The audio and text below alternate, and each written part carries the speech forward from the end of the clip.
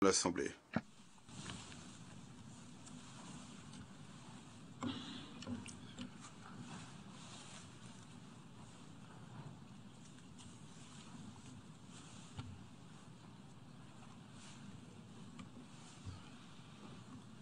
Monsieur le Président de l'Assemblée générale, Mesdames et Messieurs les chefs d'État et de gouvernement, Monsieur le Secrétaire général de l'Organisation des Nations unies, Mesdames et Messieurs, de prime abord, je voudrais m'acquitter de l'agréable devoir de vous adresser les chaleureuses salutations du peuple malien, riche de sa diversité culturelle,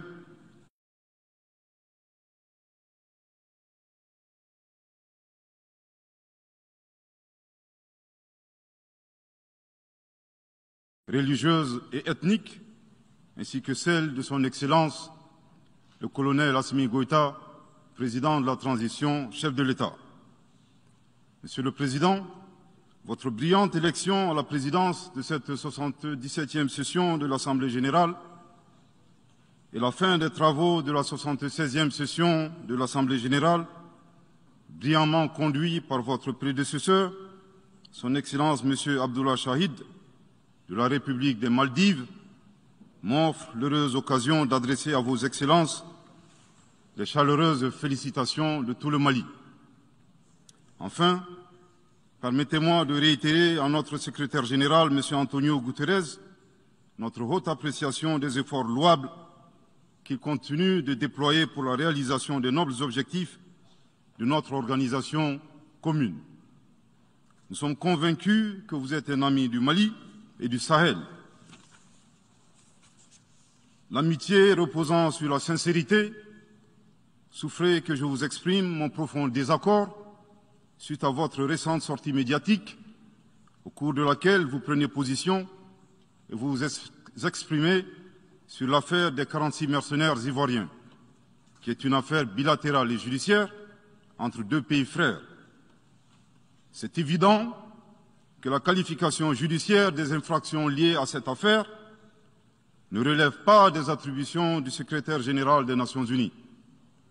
Au Mali, notre administration ne travaille pas sur la base de l'oralité ni des déclarations par voie de presse.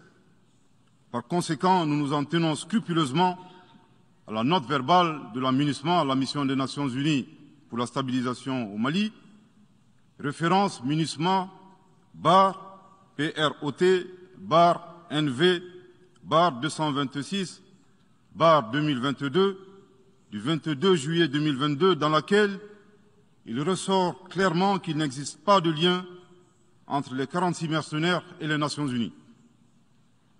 Les récentes synchronisations des actions et l'harmonisation des éléments de langage consistant à faire passer le Mali, mon pays, de statut de victime à celui de coupable dans cette affaire des mercenaires sont évidemment sans effet. Excellence, Monsieur le Secrétaire général,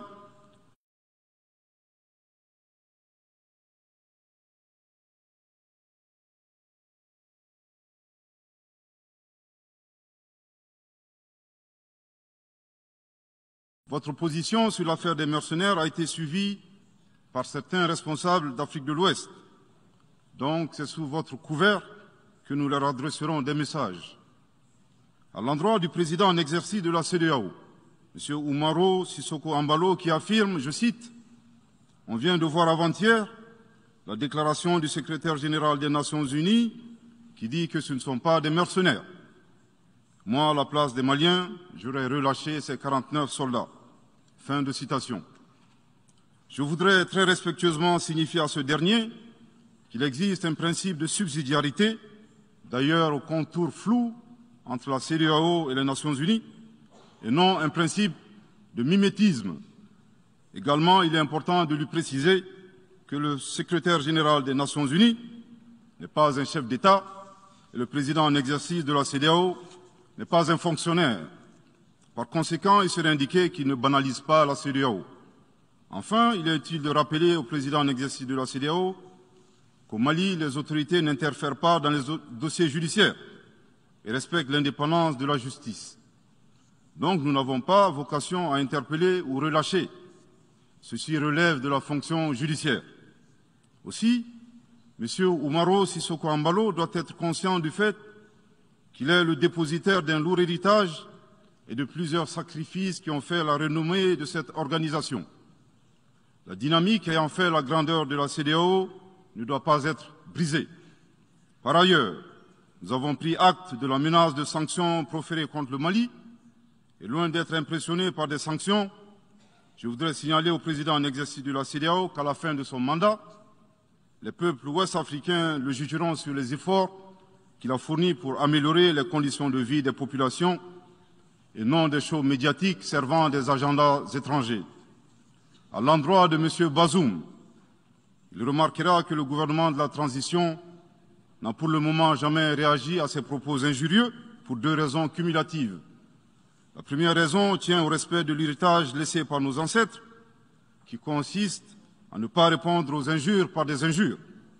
La seconde relève de l'identité de M. Bazoum, l'étranger qui se réclame du Niger.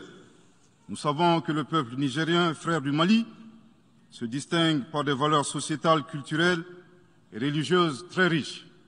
M. Bazoum n'est pas un Nigérien, son comportement nous le reconforte totalement dans notre constat. Excellence, Monsieur le Secrétaire général, le Mali tirera toutes les conséquences de droit de vos agissements. Devant Dieu et en leur âme et conscience, nous demandons à ceux qui refutent notre version d'indiquer s'ils accepteront que les militaires ayant dissimulé leurs identités en mettant sur leur passeport qu'ils sont peintres, maçons, etc., avec des armes débarquent dans leur aéroport sans que le pays de destination n'ait été au préalable informé et dans le dessein funeste de déstabiliser ce pays. S'ils ne l'acceptent pas en tant qu'État, si cela n'est pas possible à Lisbonne ou ailleurs, le Mali non plus ne l'acceptera pas en tant qu'État et ce ne sera pas non plus possible à Bamako ou dans une autre localité malienne. Monsieur le Président, une nouvelle ère des solutions porteuses de changement pour relever des défis interdépendants. Thème de cette 77e session de l'Assemblée générale suscitera l'espoir de meilleurs jours pour le Mali, à la condition que le bilan sans complaisance de l'ancienne ère soit établi, que les enseignements soient tirés et que les recommandations objectives soient formulées. Une fois cet état franchi, je ne doute pas qu'à travers notre action collective, nous réussirons à pacifier les multiples foyers de tension dans le monde, mais aussi à promouvoir un développement harmonieux et lutter efficacement contre les pandémies, la dégradation de l'environnement et le réchauffement climatique, les inégalités et les politiques de domination et de prédation des ressources. Depuis le mois d'août 2020, le Mali, mon pays, se trouve dans un processus de transition qui prendra fin le 26 mars 2024 par le transfert de pouvoir aux autorités élues. D'ici à cette échéance et conformément aux recommandations des assises nationales de la refondation, les autorités de la transition se sont engagées dans 2 chronogrammes convenus avec la CEDEAO à faire des réformes politiques et institutionnelles avant d'organiser des élections dont l'objectif ultime est de refonder l'État malien, afin qu'il réponde aux aspirations profondes et légitimes de notre peuple à la paix, à la sécurité, à la bonne gouvernance, au développement et à la stabilité institutionnelle durable au Mali. Dans cette perspective, je suis heureux de souligner que certaines avancées majeures ont déjà été réalisées, notamment la promulgation de la loi électorale, qui comprend entre autres la création de l'autorité indépendante de gestion des élections, dont l'installation est à un stade avancé, ainsi que la mise en place d'une commission composée d'éminentes personnalités de toutes les composantes de la société malienne, chargée de la rédaction de la nouvelle Constitution. Monsieur le Président, sur un autre plan, peu de gens savent que le Mali est le seul pays au monde dans lequel se superposent et se déroulent simultanément 4 types d'insécurité: le terrorisme, les conflits communautaires manipulés par les terroristes et leurs sponsors étatiques étrangers, la criminalité transnationale organisée et les actions violentes d'individus isolés. parallèlement à ce processus de retour à l'ordre constitutionnel. Le Mali continue de mener une lutte sans merci contre les acteurs de l'insécurité, en particulier les groupes extrémistes qui sont responsables de toutes sortes d'abus contre nos paisibles populations. En ce qui concerne le Mali, je suis heureux et fier de vous annoncer que les groupes terroristes ont été sérieusement affaiblis et la peur a même changé de camp. Cependant, ces groupes criminels gardent encore et toujours une certaine capacité de nuisance dans leur tentative désespérée de porter atteinte à notre intégrité territoriale et de terroriser nos populations. Les vaillantes forces de défense et de sécurité du Mali restent déterminées à faire face à toutes les menaces d'où qu'elles viennent, sous l'impulsion de son Excellence le colonel Assimi Goïta, président de la transition, chef de l'État. Le gouvernement du Mali continue d'intensifier les efforts importants pour recruter, former, équiper et renforcer les capacités opérationnelles des forces de défense et de sécurité maliennes. Je dois dire ici que les actions offensives menées jusque-là ont permis à nos forces de remporter des victoires décisives contre les forces obscurantistes. Elles ont également permis à l'État de reprendre pied et de réaffirmer son autorité sur une grande partie du territoire national, ainsi que de favoriser le retour de plusieurs milliers de nos compatriotes dans leur localité d'origine. Cependant, nous savons que la solution uniquement militaire ou sécuritaire a ses limites.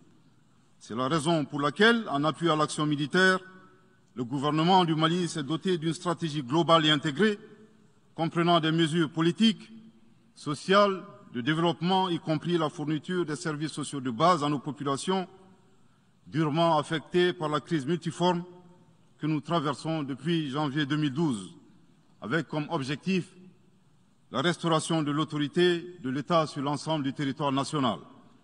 Dans cette dynamique, le gouvernement du Mali a approuvé le 24 août dernier la stratégie nationale de stabilisation des régions du centre et son plan d'action 2022-2024. Cette stratégie traduit la volonté des autorités de la transition d'avoir une approche holistique de la stabilisation des régions du centre. Elle vise à faire du centre une zone stable et prospère où les communautés sont réconciliées et vivent en harmonie avec leurs voisins. Parallèlement, la mise en œuvre diligente et intelligente de l'accord pour la paix et la réconciliation au Mali, issu du processus d'Alger, demeure une priorité stratégique des autorités de la transition. En tant qu'instrument pacifique de résolution durable de crise que traverse le Mali dans sa partie nord. Je dois dire que je suis particulièrement heureux des conclusions de la deuxième réunion de niveau décisionnel des parties à l'accord, tenue à Bamako du 1er au 5 août 2022. Cette importante réunion qui a regroupé les parties signataires et la médiation internationale a permis de lever certains obstacles afin de relancer le processus de mise en œuvre de l'accord. Poursuivant cette dynamique positive et progressive du processus de paix, la 6e réunion de haut niveau du comité de suivi de l'accord, CSA, s'est tenue à Bamako il y a à peine quelques semaines, le 2 septembre 2022. Cette session du CSA est un signal fort de la volonté des parties à s'engager dans une nouvelle dynamique en vue de parachever la mise en œuvre de l'accord. Je réaffirme ici notre attachement à ce processus dont la réussite demeure l'une des conditions sine qua non de la stabilité durable du Mali. C'est le lieu pour moi de saluer une fois de plus le rôle actif de l'Algérie et l'accompagnement de l'équipe de médiation internationale. Je n'oublie pas ici la situation des réfugiés maliens dans les pays voisins, que je salue au passage pour leur hospitalité à l'égard des nôtres. Je n'oublie pas non plus celle de nos compatriotes déplacés internes. Je veux les rassurer que le gouvernement du Mali reste très attentif à leur situation précaire et que tous nos efforts visent à créer les conditions propices à leur retour dans la sécurité et la dignité en vue de leur participation effective à la vie de la nation. Monsieur le Président, dans sa difficile quête pour la paix, la stabilité et le développement durable, le peuple malien reste reconnaissant des efforts et des sacrifices consentis par la MINUSMA, de sa création en juillet 2013 à nos jours, visant à aider le Mali à restaurer son autorité sur l'ensemble de son territoire. C'est pourquoi je tiens à rendre hommage au nom du peuple et du gouvernement malien à la mémoire de toutes les victimes maliennes comme étrangères, civiles comme militaires, tombées sur le champ d'honneur au Mali. Cela dit, il nous faut reconnaître que près de 10 ans après son établissement, les objectifs pour lesquels l'aménagement a été déployé au Mali ne sont pas atteints, et ce, en dépit des nombreuses résolutions du Conseil de sécurité. C'est pourquoi le gouvernement du Mali réitère sa demande, maintes fois exprimée, d'un changement de paradigme, d'une adaptation de l'aménagement à l'environnement dans lequel elle est déployée et d'une meilleure articulation de cette mission avec les autorités maliennes. Dans cette perspective, il est extrêmement important pour l'aménagement de rester une force d'appui au Mali dans sa quête de stabilité.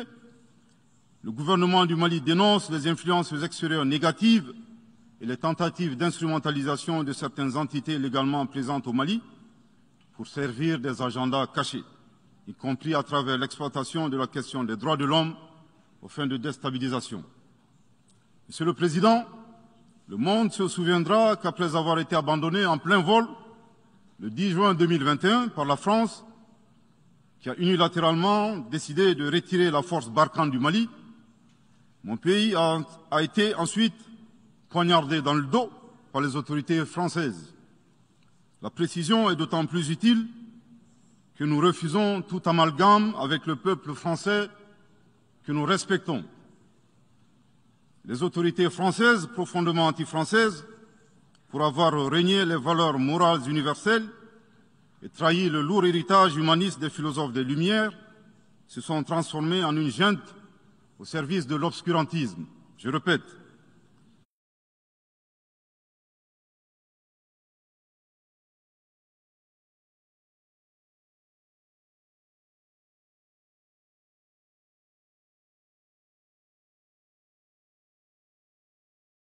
Les autorités françaises, profondément anti-françaises, pour avoir régné les valeurs morales universelles et trahi le lourd héritage humaniste des philosophes des Lumières, se sont transformés en une junte au service de l'obscurantisme. Je répète pour une dernière fois. Les autorités françaises, profondément anti-françaises, pour avoir régné les valeurs morales universelles et trahi le lourd héritage des philosophes des Lumières, se sont transformés en une junte au service de l'obscurantisme. Obscurantisme de la junte française nostalgique de pratiques néocoloniales, condescendantes, paternalistes et revanchardes, qui a commandité et prémédité des sanctions inédites, illégales, illégitimes et inhumaines de la CEDEAO et de l'UEMOA contre le Mali et mon pays. Après plus de 10 ans d'insécurité et en fait des milliers de morts, autant de réfugiés et de déplacés internes, n'est-ce pas un sacrilège de mettre une population malienne victime de l'insécurité dans un pays enclavé sous embargo pendant 7 mois, en procédant à la fermeture des frontières et la saisie des comptes financiers du Mali. Grâce à sa résilience et à la solidarité de pays amis et des peuples africains, le peuple malien a tenu et a déjoué les pronostics de ses adversaires. Obscurantisme de la junte française qui s'est rendue coupable d'instrumentalisation des différences ethniques, en oubliant si vite sa responsabilité dans le génocide contre les Tutsis au Rwanda, coupable également de tenter désespérément de diviser les Maliens, enfants d'une même famille.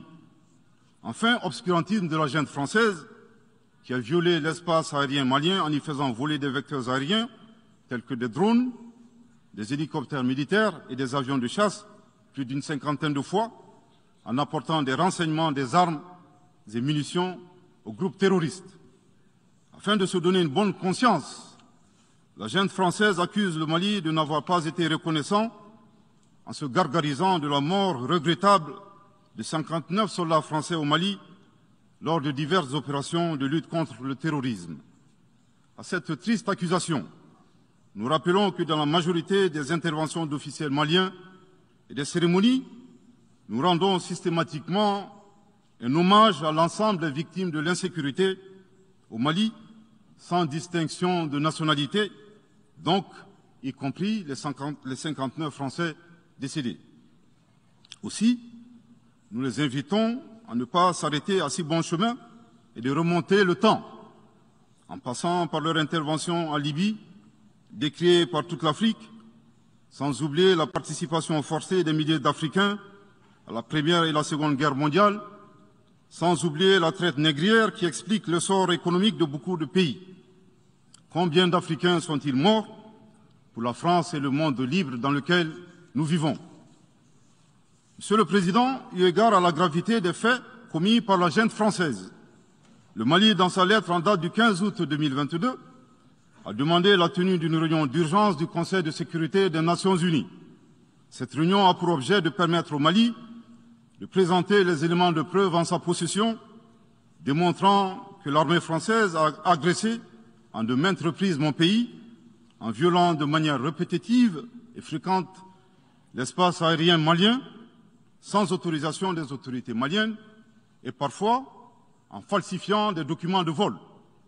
Plus grave, Monsieur le Président, le Mali sera en mesure de prouver que la junte française a fourni des renseignements et des armes à des groupes terroristes. Le gouvernement du Mali s'interroge sur les raisons qui poussent cet État membre du Conseil de sécurité, de surcroît assurant la présidence de cet organe, à faire obstacle au débat en vue de la manifestation de la vérité. Le monde doit être édifié sur les faits graves qui se sont déroulés au Mali et qui sont à la base de l'aggravation de l'insécurité et de la déstabilisation du Mali et du Sahel. Par la saisine du Conseil de sécurité, le gouvernement du Mali entend mettre cet important organe chargé à titre principal du maintien de la paix et de la sécurité internationale face à ses responsabilités et dénoncer les agissements de la junte française contre mon pays. Ces actes hostiles sont incompatibles avec la Charte des Nations Unies et son statut de membre permanent. Il y va de la crédibilité de notre mécanisme commun, de l'efficacité de la lutte contre le terrorisme, mais surtout, il y va de l'intégrité de l'Organisation des Nations Unies, qui repose entre autres sur le respect des engagements internationaux, de la légalité internationale et de la Charte des Nations Unies. Monsieur le Président, il semble opportun pour le Mali de demander votre implication personnelle auprès du Conseil de sécurité des Nations Unies afin que notre demande aboutisse pour que cesse la duplicité et la guerre par procuration imposée à mon pays. Monsieur le Président, dans la lutte contre le terrorisme et l'extrémisme violent, le gouvernement du Mali est fortement interpellé sur la question des droits de l'homme. Je tiens à souligner que les droits de l'homme constituent avant tout des valeurs qu'incarne chaque Malien. Aussi, le gouvernement du Mali reste déterminé à les respecter et à les faire respecter, conformément à sa politique de tolérance zéro contre l'impunité. Et cela par fidélité à nos valeurs ancestrales inscrites dans la charte de Kouroukanfouga, proclamée en 1236 par l'empereur du Mali, Soundiata Keïta. Le Mali, berceau de grandes civilisations, héritier de grands empires, terre de brassage, d'hospitalité et de tolérance, fait de la promotion et de la défense des droits de l'homme une priorité nationale. C'est pourquoi je réaffirme avec force que les opérations militaires des forces de défense et de sécurité du Mali sont conduites dans le strict respect des droits de l'homme et du droit international humanitaire. Cependant, comme je viens de le souligner, le gouvernement du Mali s'oppose avec véhémence à l'instrumentalisation de la question des droits de l'homme à des fins politiques, de positionnement, voire de chantage ou d'intimidation. De même, nous regrettons la sélectivité observée entre les droits des populations dont des villages entiers sont massacrés et rasés, qui ne suscitent presque pas d'indignation particulière, et la manipulation communicationnelle faisant passer des terroristes neutralisés sur le champ de bataille pour des civils innocents.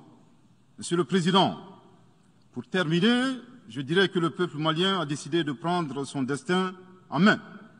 Il soutient pleinement le gouvernement dans la refondation du Mali, ainsi que le retour à un ordre constitutionnel apaisé et sécurisé en mars 2024, à l'issue d'élections libres, transparentes et crédibles. La réalisation de ces vastes chantiers exige du gouvernement de poursuivre et d'intensifier les efforts en vue de l'amélioration continue de la situation sécuritaire dans le pays et de la protection des personnes et de leurs biens. À cet égard, je me réjouis de la tenue à Lomé, le 6 septembre dernier, de la 3e réunion du groupe de suivi et de soutien à la transition. Les conclusions de cette importante rencontre, notamment la reconnaissance des progrès réalisés par la transition et les appels lancés en faveur de la mobilisation de tous les partenaires du Mali pour consolider leur appui politique, économique, technique et financier à la République du Mali, ainsi que pour soutenir les efforts des autorités de la transition du Mali en vue d'un retour harmonieux à l'ordre constitutionnel. Je voudrais rappeler que la transition au Mali résulte de plusieurs années de dysfonctionnement de notre jeune démocratie qui a engrangé quelques résultats positifs. Malheureusement, à l'heure du bilan, les passifs sont plus importants que les actifs, d'où la survenance de la transition. Je saisis cette opportunité qui m'est offerte pour remercier chaleureusement notre respecté aîné, son Excellence le Président Alassane Dramane Ouattara, pour les sages et éclairés conseils qu'il nous a prodigués dans son allocution mémorable à cette 77e session de l'Assemblée générale des Nations unies. Je voudrais le rassurer que les autorités de la transition malienne n'ont d'autres objectifs que de faire des réformes politiques et institutionnelles avant d'organiser des élections, tout en luttant obstinément contre le terrorisme. Ces réformes permettront d'améliorer la gouvernance et toutes les dispositions seront prises pour que la démocratie malienne soit la plus enviée au monde. Dans ce chantier, nous prêterons une attention particulière au 3e mandat, qui ne sera pas possible. Le troisième mandat pour un public moins averti consiste pour un président de la République d'effectuer une manœuvre en 4 temps, en vue de conserver le pouvoir pour lui seul et son clan. Premier temps, presque en fin de second mandat, donc en principe non rééligible, il s'agit pour le président de la République sortant de déclencher une révision constitutionnelle de manière non consensuelle. Deuxième temps, au cours de cette révision constitutionnelle, le président de la République sortant modifiera quelques dispositions constitutionnelles. Troisième temps, une fois la nouvelle constitution adoptée, sur fond de crise politique naturellement, le président sortant devient candidat en violation de la limitation du nombre de mandats à 2. Sa candidature est alors justifiée par l'adoption de la nouvelle constitution et le prétexte est tout trouvé. La limitation du nombre de mandats à 2 concernait l'ancienne constitution. Par conséquent, il est candidat au regard de la nouvelle constitution adoptée. Quatrième temps, une farce électorale est organisée. Forcément, il remporte les élections et s'ensuit une chasse impitoyable aux opposants politiques, dont certains sont arrêtés, d'autres s'exilent et d'autres assassinés. Les allégeances sont obtenues grâce au pouvoir de l'argent, le clientélisme et les intimidations.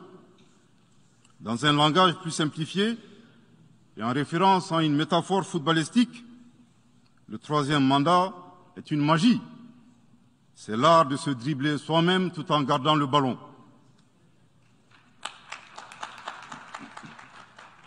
Excellence, Monsieur le Président Ouattara, vos conseils nous rappellent la triste histoire du chameau qui se moque de la bosse du dromadaire.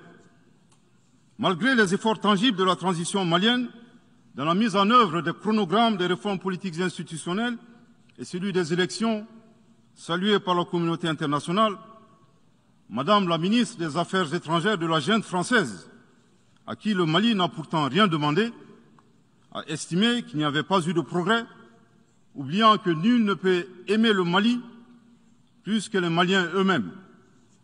Sa position singulière et son adversité ne nous surprennent guère. Victor Hugo, dans Claude Gueux, a classé le genre humain en 2 catégories, en indiquant, je cite, qu'il y a des hommes qui sont fers et des hommes qui sont aimants. Fin de citation. Madame le ministre, dont il s'agit malheureusement, n'est ni fer, ni aimant, elle est hideusement sui generis. Devant l'incertitude et les situations étrangères, le peuple malien adopte une attitude prudente. C'est ce que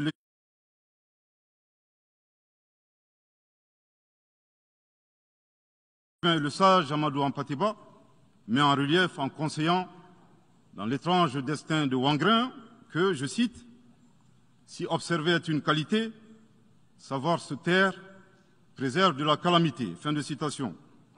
Madame le ministre de la Junte française, le Mali vous conseille de vous contenter d'observer sa situation. C'est l'occasion pour moi de saluer les relations de coopération exemplaires et fructueuses entre le Mali et la Russie, tout en réaffirmant que le Mali reste ouvert à tous les partenaires qui souhaitent l'aider à relever les défis multiples qui l'assaillent, dans le respect strict de sa souveraineté, de son unité et de la dignité du peuple malien. Le Mali rappelle que, conformément à la vision du colonel Assimi Goïta, président de la transition chef de l'État, 3 principes guident l'action publique nationale. Premier principe, le respect de la souveraineté du Mali. Deuxième principe, le respect des choix stratégiques et de partenaires opérés par le Mali. Troisième principe, la prise en compte des intérêts vitaux du peuple malien dans les décisions prises. En application de ces principes, le Mali reste disposé à poursuivre et à renforcer ses relations de bon voisinage avec l'ensemble des pays qui l'entourent.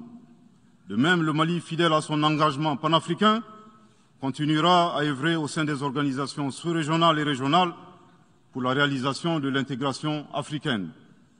Également, l'atteinte des objectifs de la transition requiert l'accompagnement de l'ensemble des partenaires du Mali, y compris les Nations Unies. J'en appelle donc aux amis du Mali à rester mobilisés aux côtés du gouvernement en vue de l'aider à relever ensemble ces défis importants. Pour la grande majorité des États du monde, convaincus par le respect mutuel et le partenariat gagnant-gagnant, je leur garantis que les portes du Mali leur sont grandement ouvertes et les Maliens les accueilleront les bras ouverts. Pour la minorité qui serait tentée de ne pas respecter ces principes, nous leur promettons qu'ils feront face à des millions de Assimi Goïta soucieux de défendre leur honneur, leur dignité et leurs intérêts vitaux. Je terminerai en donnant 2 conseils aux nostalgiques de la domination. Ayez le sens de l'empathie en traitant les autres comme vous voudrez être traités ou en ne faisant pas aux autres ce que vous ne voudrez pas qu'on vous fasse. Le second conseil, revoyez vos copies, revoyez vos modèles, revoyez vos logiciels pour intégrer le changement de mentalité et l'évolution du monde dans vos grilles de lecture et d'analyse. Sortez du passé colonial et entendez la colère, la frustration, le rejet qui remonte des villes et campagnes africaines, des populations africaines, et comprenez que ce mouvement est inexorable. Grâce au principe de la multiplication fractale, vos intimidations et vos actions subversives n'ont fait que grossir le rang des Africains soucieux de préserver leur dignité. S'il n'était qu'une centaine aux indépendances, aujourd'hui nous sommes des millions, et demain, tant que les paradigmes inégalitaires demeureront, nous serons des milliards. Le Mali et son peuple ne seront pas des spectateurs face aux assauts et l'adversité. Pour chaque mot employé de travers, nous réagirons par réciprocité. Pour chaque balle tirée contre nous, nous réagirons par réciprocité. C'est à ce prix qu'une nouvelle ère sera une réalité avec des solutions porteuses de changement pour relever des défis interdépendants, avec des États interdépendants et en valorisant l'homme sans distinction aucune, notamment de race, de couleur, de sexe, de langue, de religion, d'opinion politique ou de toute autre opinion, d'origine nationale ou sociale, de propriété, de naissance ou de toute autre situation telle que stipulée à l'article 2 de la Déclaration universelle des droits de l'homme. Que Dieu bénisse le Mali et préserve les Maliens des forces obscurantistes et destructrices du monde. Que Dieu bénisse l'Afrique et préserve les Africains des forces obscurantistes et destructrices du monde. Que Dieu bénisse le monde et préserve l'humanité entière des forces obscurantistes et destructrices du monde. Je vous remercie de votre très aimable attention.